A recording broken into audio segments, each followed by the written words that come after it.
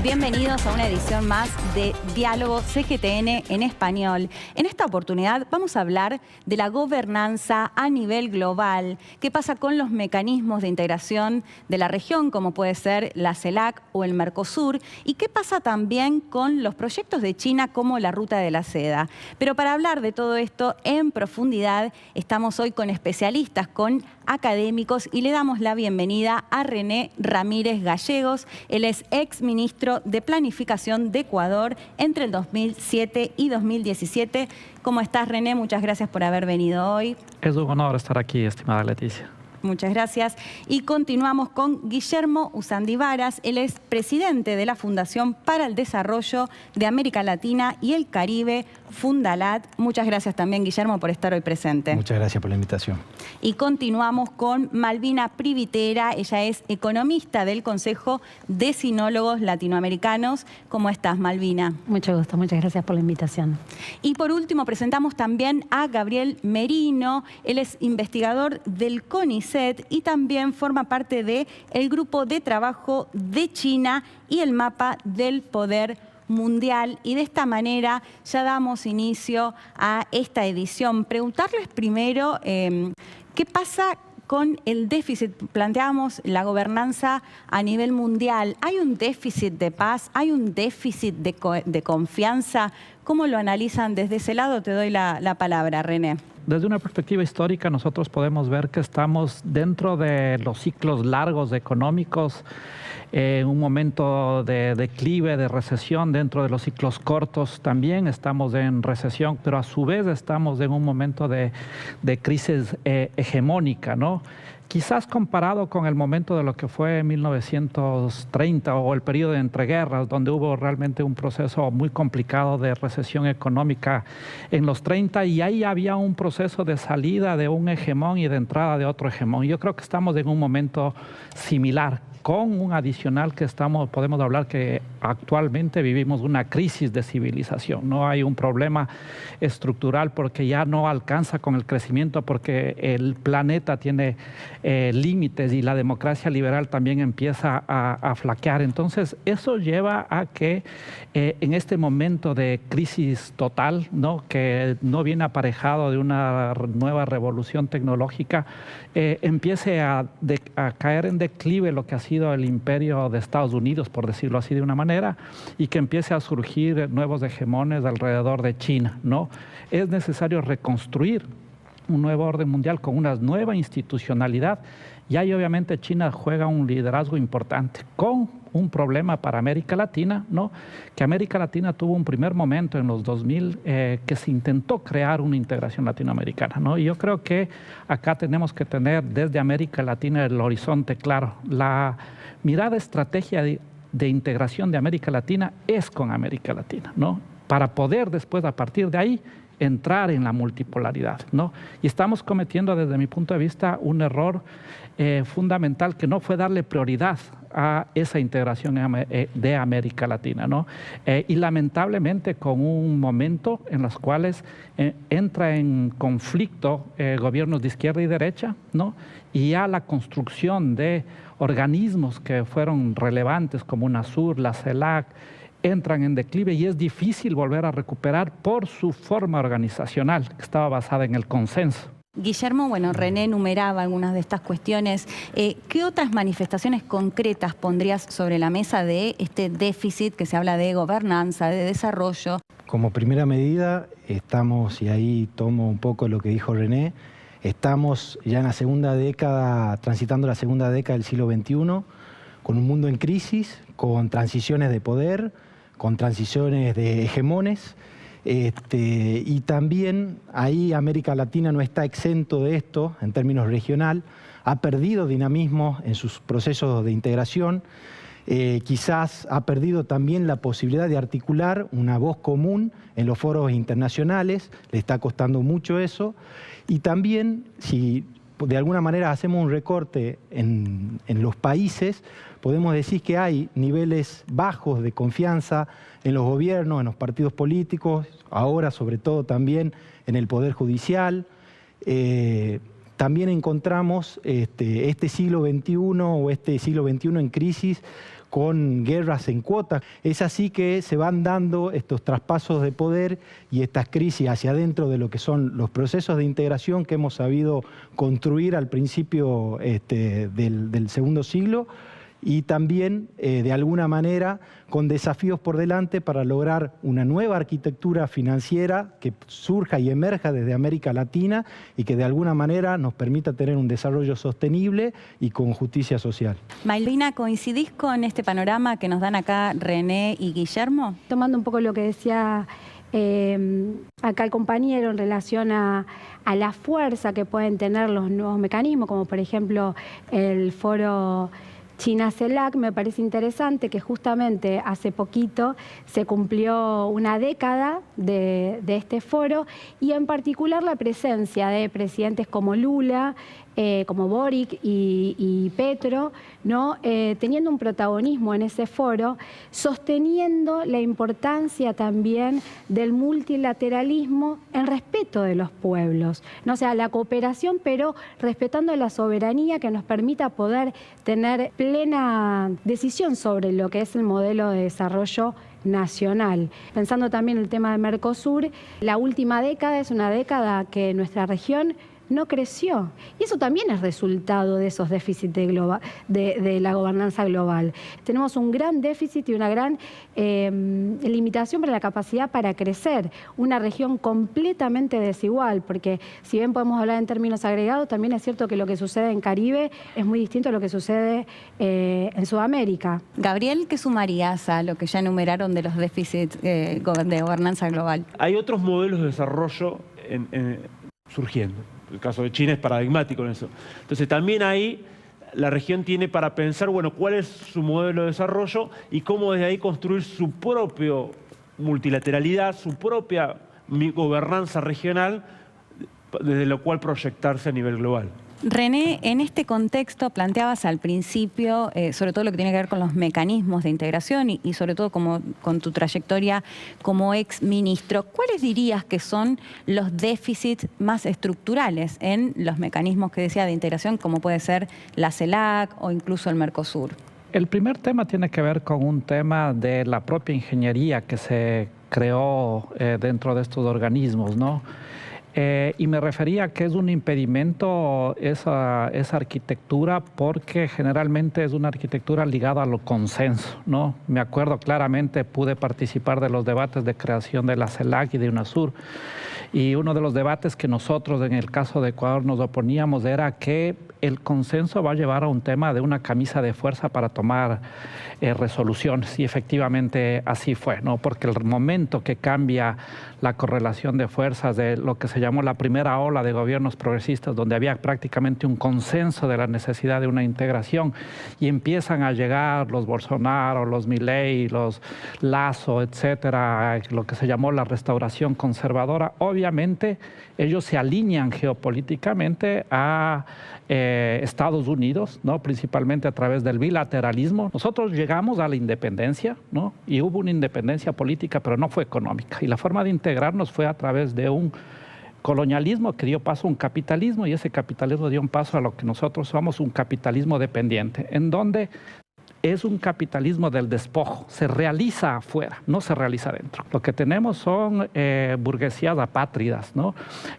Porque cuando uno ve cuánto es el presupuesto de nuestros países en los paraísos fiscales, somos el continente con mayor presupuesto, con mayor depósitos de la banca offshore, alrededor del 30% de todos los demás continentes. Entonces, tranquilamente podríamos tener los recursos para hacer ese gran empujo que se suele llamar a nivel mundial, pero el problema es también interno. Y ahí viene el otro tema, que esas mismas articulaciones en momento de crisis ya no tenemos el flujo, el empujo del boom de commodities que llevaron a tener cierta soberanía para tomar decisiones estructurales, ¿no?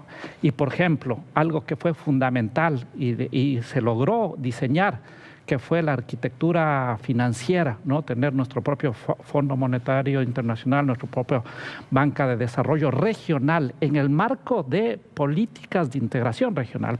Pudimos en la presidencia pro tempore, tuve la suerte de plantear la creación del COSUCTI, del Consejo de Ciencia, Tecnología e Innovación, que ya no existe. Y lo que estamos viendo es que nos articulamos a los BRICS a través de Brasil, principalmente, que no necesariamente está constituyéndose en lo que Rui Mauro Marini llamaba la locomotora de un subimperialismo que podría ser para jalar toda América Latina. Entonces ahí hay un problema que yo le veo muy estructural de cómo nos hemos articulado nosotros estructuralmente con el mundo y cómo no hemos logrado dar la batalla interna para poder superar y poder tener una soberanía mucho más que lleve a otro tipo de desarrollo. Y finalmente, voy a dejar esto planteado, la necesidad de repensarnos en mecanismos de lo que China propone para su país, para China, que es modernidades alternativas, ¿no? Acá en América Latina sí se dieron de esas propuestas, ¿no? Pero lamentablemente que fueron inmediatamente interpeladas cuando retornaron las derechas a nuestros países. Malvina, ¿coincidís con poner el foco, como lo señala René, en lo interno, o al menos uno de los focos, en lo que tiene que ver con lo interno, al hablar del déficit, en lo que tiene que ver con los organismos de la región? La realidad es que las democracias occidentales tienen justamente grandes deudas, ¿no? Yo mencionaba también la cuestión de la desigualdad en nuestra región. Es decir, ¿de qué libertad podemos estar hablando cuando tenemos pobreza extrema? Digo, y el China, justamente, digo, una de las cuestiones destacables en relación a esto tiene que ver con haber sacado de la pobreza 800 millones de personas, ¿no? Y que forman parte de lo que es la Agenda de Desarrollo 2030. Nosotros estamos muy lejos de esa situación y eso es consecuencia, de nuevo, de las decisiones también internas, ¿no? De estas lógicas internas y de que tiene que ver, como decía René, en relación a, sobre todo, las alianzas de las élites de cada país en nuestra región. Eso es una realidad. Nuestra región, justamente por sus ventajas comparativas en relación a la abundancia de recursos naturales, siempre tiene la reprimarización a la vuelta de la esquina, problematizado desde el lugar en el que, por la manera en la que se decide la política económica, choca contra una idea de desarrollo inclusivo. Porque es cierto que la verdad no está mal aprovechar las ventajas o la competitividad que pueden dar los sectores relacionados a los recursos naturales, ¿no? Porque finalmente cualquier intento por mejorar el modelo de desarrollo finalmente se termina chocando con el balance de pagos. Eso es una realidad. Y por eso es que después terminamos sometidos a la necesidad del influjo de capitales que terminan tomando la forma de préstamos con el prestamista de última instancia, que es el Fondo Monetario Internacional, que termina definiendo y sometiendo la política interna, ¿no? Entonces eso también es real. Obviamente que es más sencillo no tener que poner absolutamente un solo peso por industrializar o por esforzarse en ser creativos para encontrar la manera de poder desarrollarse y es más fácil exportar productos sin valor agregado que generan algunas divisas y ya. Guillermo, hablando de déficit en el desarrollo, ¿qué impacto puede llegar a tener un megaproyecto como es la Ruta de la Seda en la región? Bueno, la Ruta de la Seda, si bien ya tiene algún tipo de impacto porque hay países que se han adherido, Argentina fue el primer país que se adhirió, y de alguna manera hay algunos desarrollos de grandes proyectos chinos en América Latina, como el puerto de Chancay en Perú. La América Latina también ofrece una gran variedad de ecosistemas para poder desarrollar distintos tipos de proyectos estratégicos en los cuales es muy importante la inteligencia en carácter soberano de América Latina de poder aprovechar esta gran iniciativa como la Franja y la Ruta para poder apalancar su desarrollo y poder tener una cooperación de carácter sano, o sea, que sea una cooperación sana y que esta iniciativa de la Franja y la Ruta de alguna manera en los países latinoamericanos, como puede ser Argentina, en materia de hidroeléctricas, que hay 2 proyectos que están pendientes en el sur que puedan poder apalancarse en este desarrollo, que ya ha habido diálogos estratégicos con China. Brasil ha traído también a colación de lo que es la agenda del desarrollo con China, rutas que por ahí conecten el Atlántico con el Pacífico. En Centroamérica y en el Caribe también se puede aprovechar los beneficios de lo que son los ríos y los grandes vientos para poder hacer desarrollos vinculados a la transición energética. Es decir, si bien América Latina tiene procesos de integración, como en este caso la CELAC, un gran proceso de diálogo político en el cual no interviene Estados Unidos y Canadá, y que pueda darse, como se da hace 10 años, el foro de la CELAC con China, que de alguna manera eso vaya vertebrando también agendas comunes que de alguna manera puedan impactar en la franja y la ruta. Han participado presidentes de la región, han vuelto con cuantiosos números de inversión en proyectos estratégicos, y algunos otros países que quizá prefirieron dejarlo de lado celebraban mayor endeudamiento con los mecanismos tradicionales que tenía Occidente. Es decir, encontramos en la franja y la ruta una oportunidad enorme para poder seguir fortaleciendo el multilateralismo, para seguir fortaleciendo estos diálogos de carácter estratégico que necesita Latinoamérica para apalancar su desarrollo. Gabriel, ¿qué sumarías a lo que está diciendo Guillermo en cuanto a la ruta de la seda, de las inversiones de China en la región? China ya es, ¿no?, el taller industrial del mundo. 1/3 de la industria del mundo se produce en China. El PBI industrial de China es el equivalente al PBI industrial de Estados Unidos, Alemania y Japón juntos. O sea, lo que serían las viejas 3 locomotoras o núcleos industriales capitalistas. Y en función de eso, a su vez, se está construyendo una arquitectura, una infraestructura mundial, ¿no?, que tiene que ver con también ese centro emergente, configurar otro ordenamiento, otra estructura de la economía mundial, y que tiene la particularidad que cada vez más apunta al sur global. Una iniciativa de la Franja de la Ruta que en principio apuntaba a Eurasia y en articulación con el desarrollo del oeste de China, ahora en los últimos años ha cobrado relevancia central tanto África como América Latina.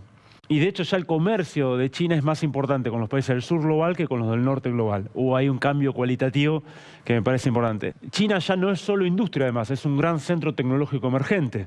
Ahí nosotros también tenemos un tema, ¿no?, a trabajar. Dentro de la iniciativa de la Franja de la Ruta está las iniciativas tecnológicas digitales, ¿no? Bueno, ahí nosotros podemos complementarnos. Obviamente tenemos el desafío de que un conjunto de iniciativas van a ser bloqueadas, va a haber muchas presiones desde Washington. Bueno, lo era con el tema Huawei, por ejemplo, esta gran empresa china, ¿no?, de desarrollo de 5G y otras capacidades en materia de tecnología de la información y la comunicación. Fue trabadas esas inversiones. Eso está. Hay un condimento geopolítico ahí. De hecho, yo siempre cuento una anécdota y con esto cierro, pero que me parece importante para también vincular la iniciativa de la Franja de la Ruta con procesos más largos que mirábamos en la pregunta anterior. Quien primero propone una nueva ruta a la seda es Hillary Clinton en 2011 en Afganistán, con centro en Afganistán. Y tenía pensado desde ahí articular a Eurasia con infraestructuras viniendo de Occidente y sobre todo de Estados Unidos en un Afganistán invadido desde el 2001. Nadie se acuerda de esa iniciativa, pero es importante remarcarla. 2 meses después, 2 años después, no 2 meses, China lanza la iniciativa de la Franja de la Ruta. Hoy contiene más de 150 países. Eso se está mostrando un ciclo, ¿no?, un proceso. El gran tema es para el sur global es cómo lo aprovecha ese ciclo y si tiene estrategia propia para aprovecharlo. Gabriel hablaba de Washington. Preguntarte, René, ¿cómo juega o qué rol juega, por ejemplo, la búsqueda del Tratado de Libre Comercio entre el Mercosur y la Unión Europea? ¿Cómo juega la Asociación Transpacífica también? ¿Crees que eso puede generar una menor dependencia de Estados Unidos? Mencionaban también antes al FMI. El problema para mí, una vez más, es un problema de vernos nosotros primero, ¿no? Y en ese marco, sabiendo qué queremos, ver cuál es nuestra estrategia, ya sea a nivel de país o a nivel de continente. Yo creo que cualquier país es inviable sin la integración regional. Yo creo que están reforzando un patrón de acumulación que es anti-América Latina. En este caso, cuando nosotros vemos que es pro más la reproducción de lo que yo le llamo un modelo primario exportador, pero secundario importador de tecnología y terciario importador de conocimiento, que eso es la muerte de América Latina, ¿no? Malvina, le sumo a lo que decía René, preguntarte por la economía digital y las energías verdes. ¿Cómo crees que pueden llegar a jugar estas dos cuestiones en el desarrollo o en el déficit de desarrollo que vienen planteando en lo que pasa en América Latina y el Caribe? Es un gran desafío también para la región, ¿no? Porque digo, volviendo a la iniciativa de la Franja y la Ruta, justamente para nosotros que podría representar esas oportunidades para dar algún salto en relación al desarrollo, teniendo como base, ¿no?, el tema de las energías verdes, porque nosotros justamente nuestra región tiene una de las mayores cuencas de agua dulce del planeta, tiene el pulmón más grande que es la Amazonia, y eso es algo que nosotros no podemos rifar. Nuestra vinculación histórica con Europa y justamente la competencia con Estados Unidos, porque finalmente nuestras economías y nuestros mercados tienen que ver con una competencia ahí, da como resultado lo que sucede en América Latina, que no crecemos. Entonces, iniciativas, ¿no?, estos proyectos, megaproyectos de cooperación, nos representan una oportunidad en esa senda, ¿no? Y sobre todo pensando en la prosperidad común, a base del respeto mutuo y de las ganancias compartidas. Guillermo, Gabriel, bueno, un poco hablábamos de la gobernanza a nivel global. Muchas veces se habla que ante las inversiones o la ruta de la seda de China y demás, Estados Unidos mira a la región en cuanto al avance de China en ese sentido. Y con los cuestionamientos que hacían de los déficits que hay, sobre todo en América Latina y el Caribe, ¿creen que pueden en ese contexto conformarse otros modelos de integración autónomos, ¿no?, que hablabas de soberanía, creo, Gabriel, antes también de que tengan soberanía estos organismos? ¿Cómo lo analizan desde ese lado? Como primera medida, hay diversos proyectos de integración regional que se han ido superponiendo en el transcurso del tiempo y que de alguna manera va llevándonos hacia una fragmentación en su debilitación de los procesos de integración. Ya hemos pasado hace 200 años un proceso de balcanización, ahora estamos en un proceso de fragmentación de nuestros países que no nos permiten tener diálogos en carácter de región o de bloque continental, ¿no es cierto? Creo que sí es interesante poder pensar o un nuevo proceso de integración regional o de alguna manera mirar hacia atrás y fortalecer, robustecer los mecanismos que ya tienen esos procesos de integración y ponerlos aún más operativos. Hay diversas oportunidades para América Latina en este concierto internacional que es de carácter multilateral y que las cuales el tiempo pasa. Es momento quizás de tomar cartas en el asunto. Hay cuestiones que son vectores, en este caso la transición energética, que es un vector para no solamente el desarrollo, sino también para las economías de la región, y que Argentina puede ser protagonista. A mí no me gusta hablar de inserción, sino de protagonismo de la Argentina, o en este caso de América Latina también, con cada una de sus matrices. En algún momento se habló del COSIPLAN, de ese anillo energético, que de alguna manera iba a unir en términos gasíferos a Sudamérica. Eso dio lugar a la UNASUR. O sea, hemos tenido experiencias que en su momento fueron exitosas, que quizás haya que reeditarlas, haya que dar vuelta, mirar a nuestra región. Hay procesos muy interesantes como la CELAC que hablábamos recién, que simplemente, o no sé si la palabra es simplemente, sino que tenemos que tomarnos la tarea de robustecerlo, de buscar esos mecanismos institucionales y que puedan de alguna manera ser esos bloques de desarrollo y de integración que nos permitan dialogar con los otros bloques que se están generando a nivel global. René, preguntarte en este contexto de la administración en Estados Unidos y esta idea de América primero, ¿qué impacto puede tener en la región, sobre todo cuando hablamos de la dependencia o no dependencia? ¿Qué impacto puede llegar a tener a nivel regional? Si es que uno ve desde el 2010 aproximadamente, la globalización no solo está estancada, sino ha disminuido con una tendencia en la América primero a un proteccionismo, ¿no?, y a través de sus políticas comerciales arancelarias a buscar una reindustrialización que implica a su vez un impacto para el mundo, no solo para América Latina, ¿no? Y ahí, en cambio, lo que hay que ver es cuál es el papel que juegan los diferentes gobiernos con diferentes ideologías frente a esa estrategia, ¿no? Claramente las derechas de América Latina lo que buscan es seguir en una lógica que ya es inclusive caduca, que es la liberalización económica, cuando otros países, viendo el nuevo escenario mundial, buscan proteccionismo para fortalecer sus industrias, ¿no? Entonces nosotros como América Latina tenemos que pensar en función de qué momento histórico estamos. Malvina, en ese contexto, ¿crees que se puede reconfigurar la región? ¿Puede haber una suerte de desamericanización? La historia nos ha mostrado que justamente en momentos en los que se dan procesos de proteccionismo, el resultado es una contracción de la actividad económica global.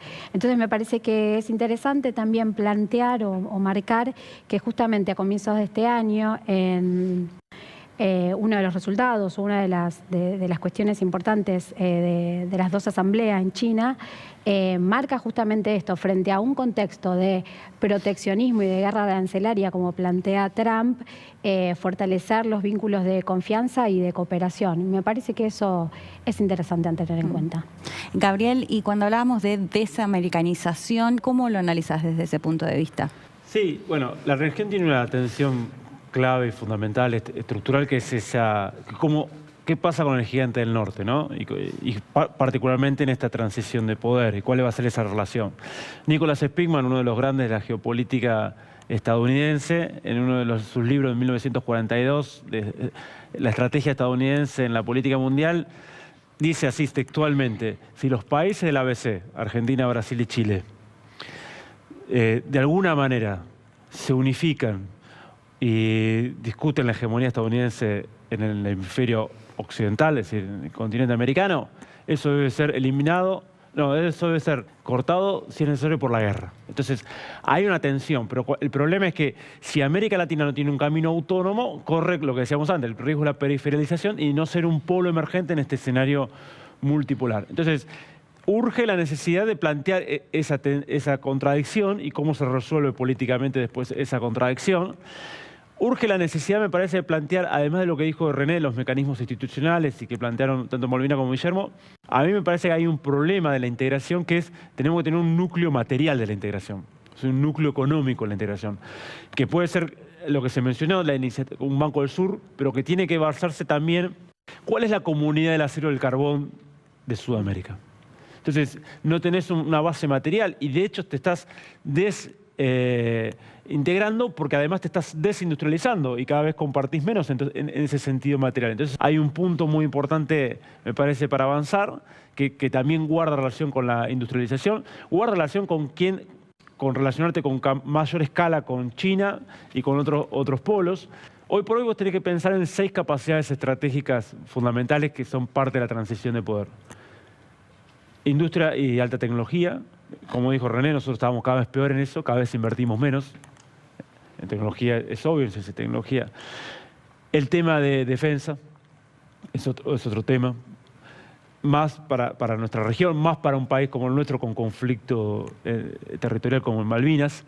El tema de control de recursos naturales. Control soberano de recursos naturales es clave. Entonces ahí tenés otro punto. Las plataformas de información y comunicación, nosotros tenemos 0 soberanía en eso. O sea, no tenemos ninguna capacidad de desarrollos propios en la materia y todos los polos emergentes, ni que hablar China, pero en menor medida otros, están desarrollando capacidades en la materia. Y la otra cuestión que se vuelve fundamental, que ya se mencionó, finanzas y moneda. Hay que pensar una moneda regional, hay que pensar un banco regional y por último, fortalecer la cultura y la matriz de pensamiento propio.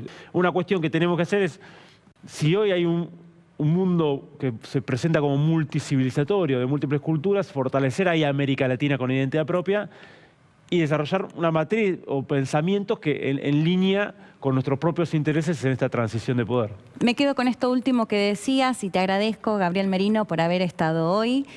También Guillermo Usandivaras, muchas gracias por haber estado. René Ramírez Gallegos y también, por supuesto, Malvina Privitera. Así que hablamos hoy en profundidad sobre gobernanza global, el déficit en el desarrollo, en lo que tiene que ver con la confianza, entre otros temas de lo que fue esta nueva edición de Diálogo CGTN en español.